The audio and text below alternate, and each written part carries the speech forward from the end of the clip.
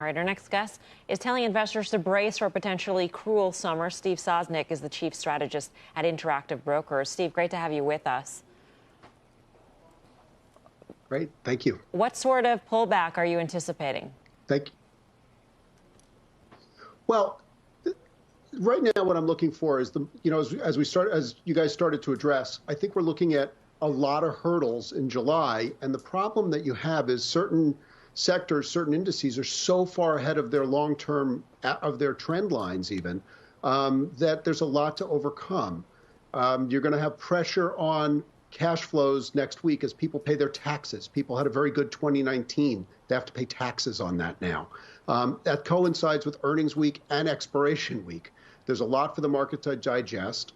And I think what we're looking at here is, and when you look at indices like the NASDAQ, NDX, which are about 20% above their longer-term moving averages, there's a lot of room for disappointment potentially. And that's the sort of thing that worries me as a natural hedger. The disappointment, though, Steve, that you're forecasting is pretty steep. I mean, you're saying 15 to 20% decline on the NASDAQ, a 10 to 15% pullback in the S&P 500. And this is all, in your view, within the summer?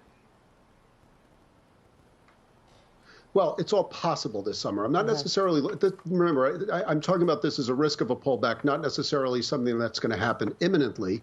Right now, the momentum is so strong, it's very hard to bet against that. But what I would be looking for here is the potential that something could trigger this. You've got taxes, you've got COVID risk coming on, you've got a fiscal cliff at the end of the month. You've got a Fed that, despite all the rhetoric about how accommodative they are, the Fed balance sheet's actually shrunk over the last 3 weeks. And so the Fed is, if not putting their foot on the accelerator, they certainly don't have their foot on the accelerator. They've actually taken it off the accelerator. They haven't put it on the brakes. But this is all the stuff the market has to overcome. And we actually find out for the first time in a long time how these companies are doing. Steve, it's Guy. Thanks for being here. So the reversal in the NASDAQ today, I understand that it's one day. We've seen these before, and they've turned out to be pretty much nothing. But anything in the reversal in the NASDAQ today sort of stand out to you? Amazon, for me, was pretty interesting. Well, there's a lot in there, Guy. I mean, I think the fact that Facebook outperformed through all this, or that Tesla just remains immune from everything, that's got some risk in and of itself. I think the problem that you have that's a bigger sense is just how relentless the flows are, and momentum, when it turns, it's your friend on the way up, but it's nasty on the way down.